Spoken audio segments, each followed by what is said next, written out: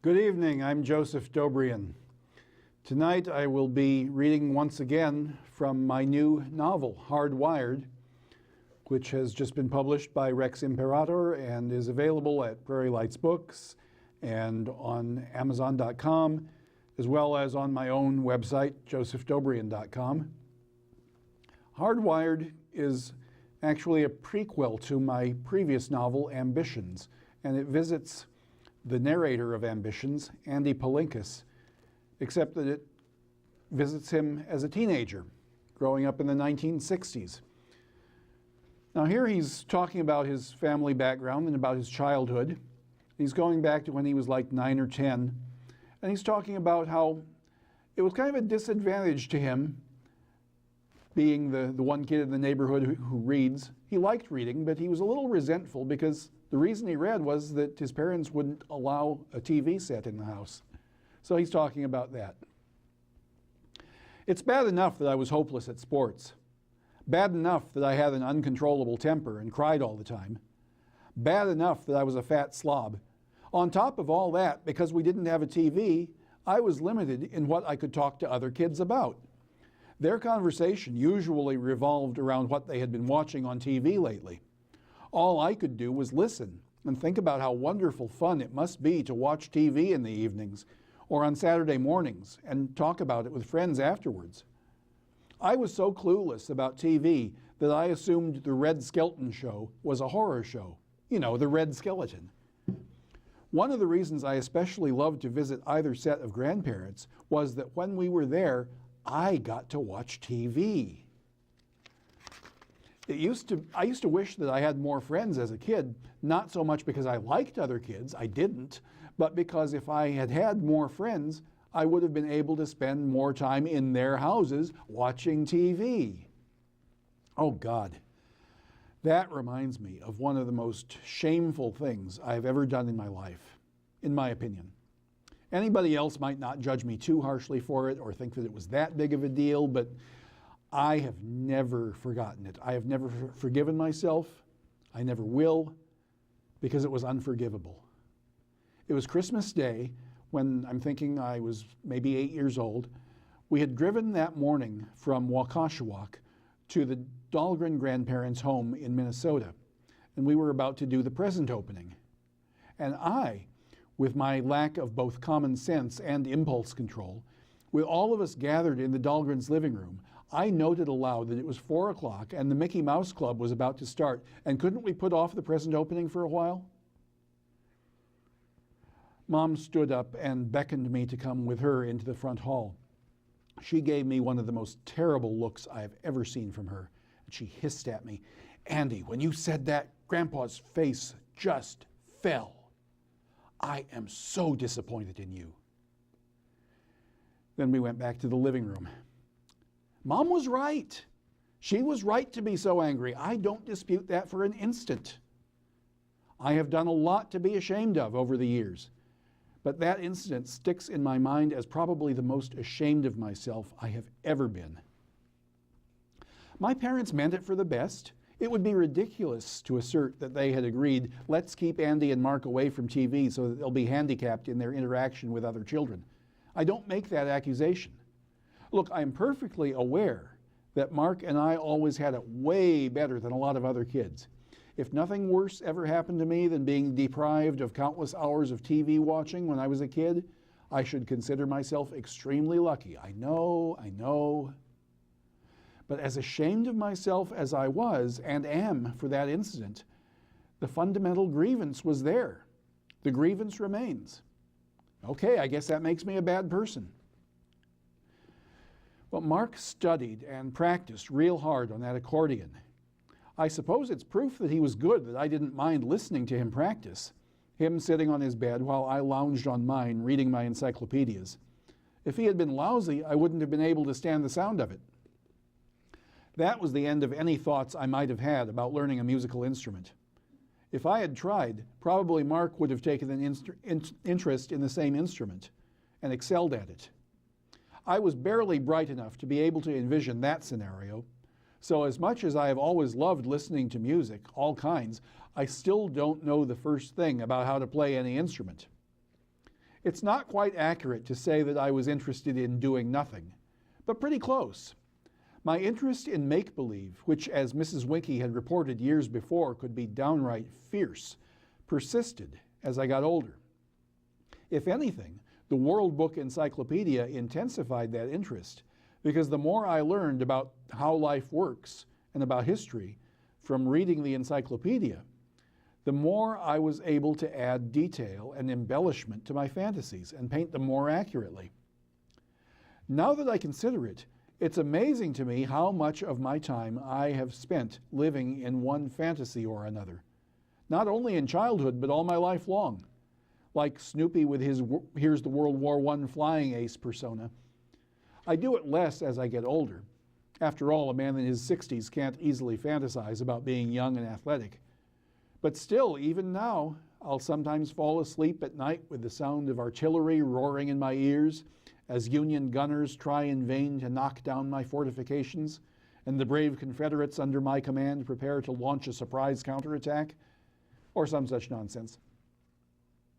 When I was in elementary school, I read everything I could get my hands on about the Wild West so that I could be not only foreman of this ranch, but a real person like Doc Holliday or Bat Masterson.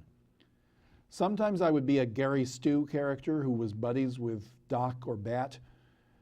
I read European history too, and I might become Louis XIV. I admired his elaborate robes and his immense wig.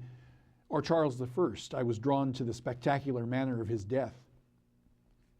This was in some ways more gratifying than playing with other kids, since in my fantasies there was no risk of getting picked on, laughed at, shoved around. I would occasionally fool around with fantasies of myself as a star athlete, but only rarely, because with my physical defects I knew I had less chance of being an NFL fullback or a major league pitcher than I had of reincarnating as Louis XIV. Thus, my athletic fantasies were incomplete and less plausible than my dreams of political power.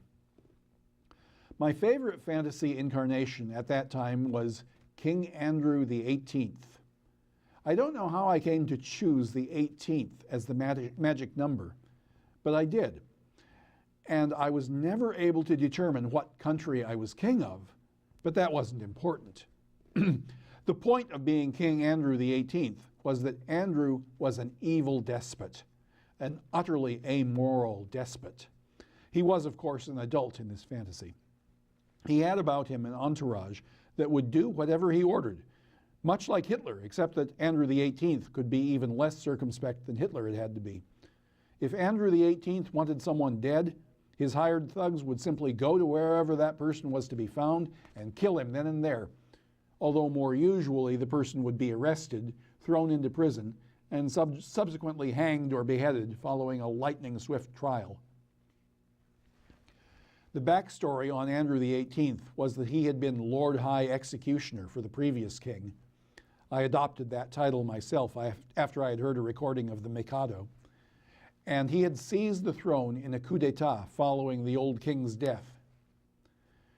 The people executed by Andrew XVIII's minions were usually my tormentors from school, grown to adulthood, or teachers I disliked. Many nights I would drift off to sleep while fantasizing blissfully in this way. Several of my schoolmates were killed over and over again, night after night, till I had perfected the story of how each of them had met a horrible end. The guillotine, usually, or hanging. Something quick. I'm a little surprised that I wasn't much interested in torturing them, but I wasn't. All I wanted in terms of causing them any great distress was to ensure that they would experience a moment of horror at that very end when they realized that it was really going to happen to them, that they were going to die at my hands.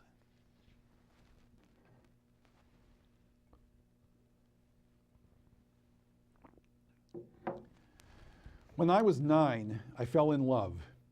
That is, I developed a passion that has lasted the rest of my life, just as Mark had suddenly developed a passion for the accordion the year before. It happened when I saw an ad in Sport magazine for a board game called APBA, Major League Baseball. This was a game that employed boards, cards, and dice to simulate a Major League Baseball game.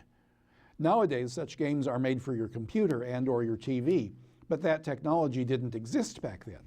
APA Major League Baseball worked like this. Say, for example, you wanted to create a game between the Milwaukee Braves and the Brooklyn Dodgers. Each player was represented by a small card, the size and shape of a standard playing card, that bore a series of numbers. If Don Newcomb were pitching to Hank Aaron, you would roll a set of differently colored dice, one red and one white. The result of that dice roll would refer you to a number on the card representing Aaron.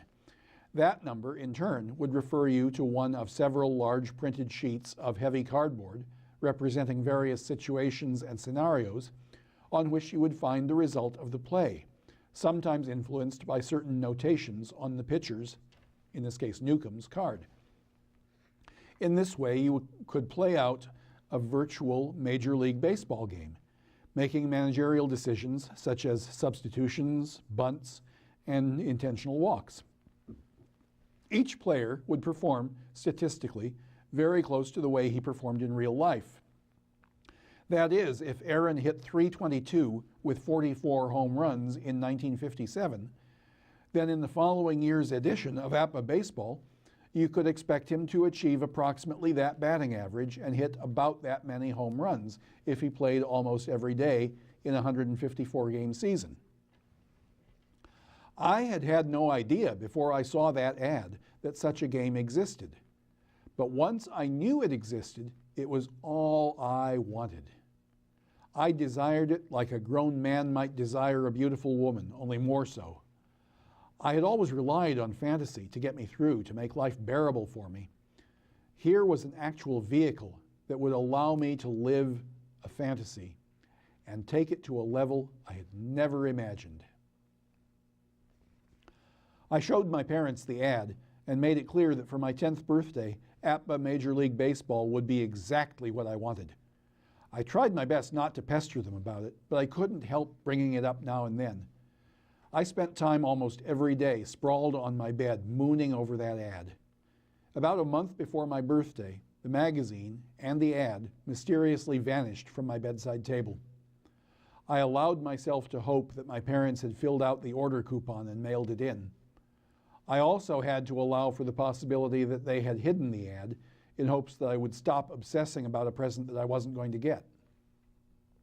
But I got it. On the evening of my birthday, we had spare ribs with sauerkraut for dinner that night, which was my favorite. Mom bade me hide my eyes while she brought the cake out and lit the candles. When she and Dad and Mark started singing Happy Birthday, I opened my eyes and the cake was placed before me. I wished silently for the APA baseball game and got all the candles out in one puff, thank goodness. Mom went back into her and Dad's bedroom and returned with a huge flat box prettily wrapped, which turned out to contain the play boards, envelopes full of player cards, red and white dice, yellow dice shakers. And I noticed that as Mom set the box down in front of me, she was absolutely glowing, turning the full force of her big smile on me as though she were truly happy to be giving me something that pleased me. And I suppose she was. I cut and served the cake at top speed and ate my portion so fast that the rest of the family had barely got halfway through theirs. Without even thinking of taking seconds, I asked to be excused so that I could go and play with my new toy. Mom shot me a grave look, a look of the deepest hurt. She whispered, "It seems to me you could stay here at the table with us for a little while, Andy, on your birthday." She cast her glance down at her plate and swallowed hard. I didn't know how to respond. I didn't respond. I just sat there frozen because I had been hit, in effect. And it was a fair blow. I was selfish, selfish, selfish. So I did stay at that table for another 15 minutes, thinking that if I had to stay there, I could at least have seconds on the cake, but I didn't dare to take it. I tried to talk across the table to Mark, making conversation for its own sake, while Dad joined in here and there, and Mom looked sorrowful. I finally got up quietly, as though if I moved slowly and made no noise, I would not be noticed. I carried my plate into the kitchen, and I placed it in the sink with the other dirty dishes. Then I returned with similar furtiveness to the dining room. Not looking at anyone, I took the game box out to the living room to open it up and get acquainted with the contents. Mom said, at lunch the next day, Dad was at work and Mark and I were back from the morning session at school. My selfishness was still on Mom's mind. You need to learn to control yourself, she told me. She rattled the plate a bit more than usual as she set it down in front of me. You could at least have sat at that table for those few minutes without acting all antsy. That was very rude. I hadn't been aware that I had been acting noticeably antsy during that quarter hour. In fact, I had made a special effort not to, but apparently I hadn't tried hard enough. I wondered what Mom would think of me if I started to eat. I felt like I was insulting her every time I took a bite of my bologna sandwich, which under the circumstances tasted like sawdust. What if there had been company last night, Mom demanded? What would people have thought? I kept quiet, hoping that she would take that as a sign of surrender. Apparently she did, because all I got beyond that was one more. Mom was already sorry, apparently, that she had gotten me something I liked so well. And believe me, she would have far more reason to regret that present for many years to come. The version of the game that I got for my birthday in that late spring of 1958 covered the previous season. That is, the players were all expected to perform statistically as they had done in 1957. Once I had the hang of it, I could get through one game in 20 minutes. I intended to replay the entire 1957 season with all 16 teams as there were then, 154 games per team, keeping complete statistics, batting, pitching, even fielding. However, in a day or so, I realized that I wasn't going to be able to play 8 games of baseball every day, which is what I would have had to do, plus updating the statistics. So on further consideration, I resolved to play the 1957 season only as it involved the Milwaukee Braves. 1 game a day, 154 games for one team, placing myself on my honor to make the best decisions for both sides. That I could do, I figured, and I would still have time to play random games between other teams. Here was where you could find 10-year-old me at some point practically every day, sitting cross-legged on the linoleum floor of Mark's and my bedroom, with the boards and the cards spread out in front of me, shaking the tiny dice in the little yellow cup that came with the game, rolling them out, matching the result of the dice to the reference number on the card, matching that number to the result listed on the board. Whatever the result, I would record it in a tiny, neat hand on a pad of graph paper. When the game was over, I would update the statistics for each of my players, recording at-bats, hits, stolen bases, and so on, as well as put-outs, assists, and errors. This whole process, game and stats, took about an hour every day, or 90 minutes if I played 2 games, which I frequently did that summer to catch up to the season that was going on in real life, so that both the fantasy and the reality would end in October.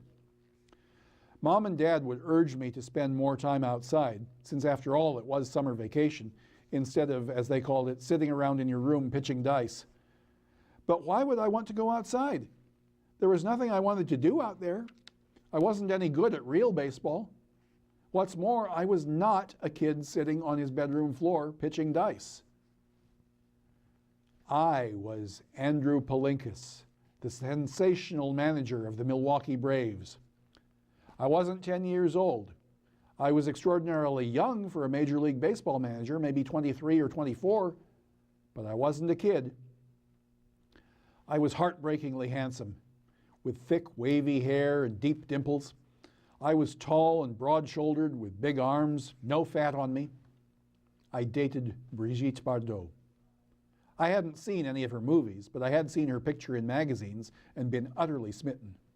I had immediately forgotten Ava Gardner, probably my first love, who in my fantasy had left Frank Sinatra for me. Mind you, I was still only 10 in real life and not sexual yet, but I already had an appreciation of beauty. The Braves won the 1957 pennant in my replay, as they had done in real life.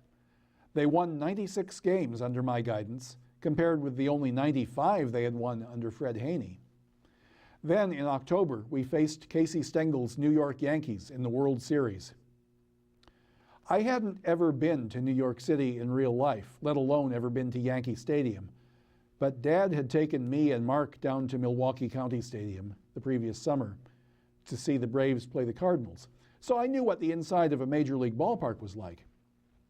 I could imagine Yankee Stadium. I won't go into all the details, but that series went 7 exciting games as it had done in real life. Oh, that 7th game. We were the visiting team at Yankee Stadium, and my Braves were ahead 3-1 going into the bottom of the 9th inning. Lou Burdett was on the mound. He had pitched terrific ball for me for 8 innings. He had given up 2 hits, a home run to Yogi Berra to lead off the 2nd inning, and a single to Tony Kubek in the 8th, and no walks. A brilliant performance. I was as pumped going into the Yankee half of the 9th as if I had been physically there, managing the real, live 1957 Milwaukee Braves. A 2-run lead with half an inning to play, only 3 outs, and this 10-year-old sensation, this 23-year-old sensation, will have led his team to a world championship. I am there. I hear the crowd. I hear the pop of each of Burdett's warm-up pitches into Del Crandall's mitt. I smell the beer and the hot dogs. I wave to a couple of pretty girls in the stands. One of them, obviously a Yankees fan, sticks out her tongue at me, but then she smiles after all. The dice roll, 52. Play result, 27. Ground ball out, assist third base, put out first base. X, strikeout, put out catcher. That is to say, if Burdett has the letter X on his card, indicating that he's a high strikeout pitcher, the play result is changed to a strikeout. But Burdett has no X. I can tell from the sound of the bat connecting with the ball that Jerry Lumpy, pitch hitting for the Yankees pitcher, didn't get good wood on it. A feeble ground ball to third, where Eddie Matthews fires it over to Frank Torrey at first base. 1 out. We're back up to the top of the Yankee order. Hank Bauer, their leadoff hitter, who has done nothing so far this day. Dice roll, 36. Play result, 33. Pop fly out, put out second base. Y, strikeout, put out catcher. Burdett doesn't have a Y on his card either. Felix Montilla at second base fields the weak pop-up easily. 2 down, nobody on. The Braves are 1 out away from the World Championship. Enos Country Slaughter steps up to the plate. Burdett, looking confident, takes the sign from Crandall and gives the catcher a quick nod. Dice roll, 13. Play result, 14. A base on balls, the first one Burdett has given up today. The wily Slaughter worked the count up to 3-2, fouled off 2 pitches. He waited, and it pays off. Still, 2 out, man on first. The tying run now strides to the plate. Mickey Mantle batting lefty against the right-handed Burdett. I have our ace closer, Don McMahon, in the bullpen, but I don't think of bringing him in. 1 more out to go, and Burdett, I feel, has earned this. Let him pitch to Mantle. Dice roll, 25. Play result, 8. A single to short left. Wes Covington takes it on the hop. Bauer doesn't even think about trying for third base. He stops at second. Mantle, the tying run, takes only a short lead off of first. To the plate strides Yogi Berra. Forgive me for not explaining the obvious, but with nobody out in that situation, the choice would be clear. Get Burdett out of there. Bring in not McMahon, the right-hander, but the star lefty Warren Spahn to pitch to the left-handed hitting Berra. It's true that Spahn had pitched for me the day before. He had gone 8 tough innings in a losing effort. But this was the last game of the season, no matter what happened. Spahn could surely have come in to pitch to 1 batter. Then, if necessary, I could bring in McMahon to pitch to the right-handed Gil McDougald. But with 2 out, the situation was less clear. Maybe I'm getting too technical, but I'm trying to make this story make sense. At that time, APBA had not yet developed a way to make a lefty hitter have a tougher time against lefty pitching and hit better against a right-handed pitcher, or vice versa for a right-handed batter, as is often the case in real life.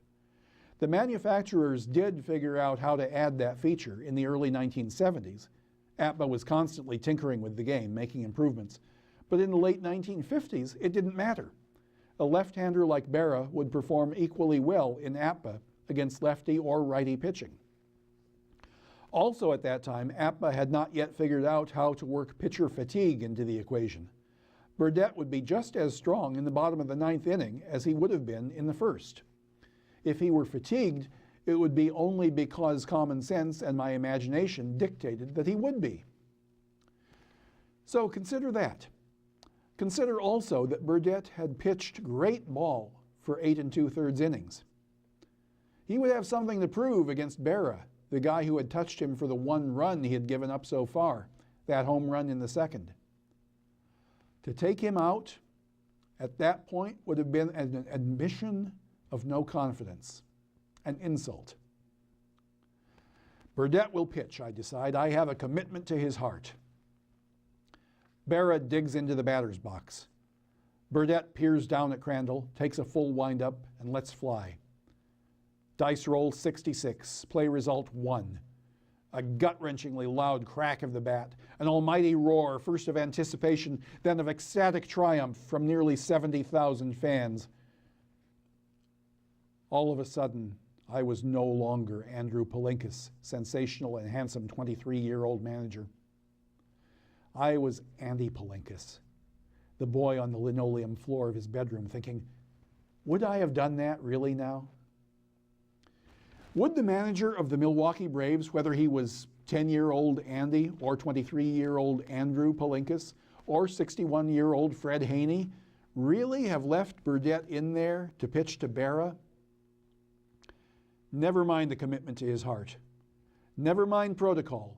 Never mind that APBA made no provision for the batter's or the pitcher's left or right-handedness. This was a decision so obvious that 8-year-old Mark Palinkas would probably have made it, but 10-year-old Andy Palinkas had not. The 23-year-old Andrew Palinkas, I decided, would not have let Burdette stay in, even if he had just done so. It wouldn't have happened, not in real life. Not if I had been actually standing in the Braves dugout in uniform in all of my amazingly handsome, virile 23-year-old glory. I looked over at Mark. He was lying propped up on his bed, reading the latest issue of Chess Life, replaying some game or other on a pocket-sized chess set. He was paying me no attention. He had seen nothing. He had no idea of what was going on. Instead of recording the game-ending 3-run homer for Yogi Berra on the tablet of graph paper, I recorded the removal of Lou Burdette. Handsome and unflappable, 23-year-old Andrew Palinkas strides from the dugout to the pitcher's mound, takes the ball from Burdette, slaps him on the ass in appreciation of a job well done, and waves his left arm in the direction of the bullpen. The partisan Yankee crowd gives Burdette a respectful hand as he walks to the dugout. Sponny, carrying his warm-up jacket, begins his long stroll across the vast outfield of Yankee Stadium. He arrives at the mound. I hand him the ball. I say, "Get this fucker." And I stride back to the dugout, feeling certain that Spahn will indeed get this fucker, get us the one big out. He does. Dice roll 64, play result 13, strikeout, game over, series over. The Milwaukee Braves, guided by their youngest ever manager, are champions of the world. I have done cruel deeds in my life. I have perpetrated inconsiderate deeds, immoral deeds. I have previously described one of the most shameful acts I've ever committed. This was nothing. This was a kid behaving like a kid, making a dumb decision and giving himself a do-over. And yet I keep beating myself up about it to this day, almost 60 years later. Go figure. Thanks for watching.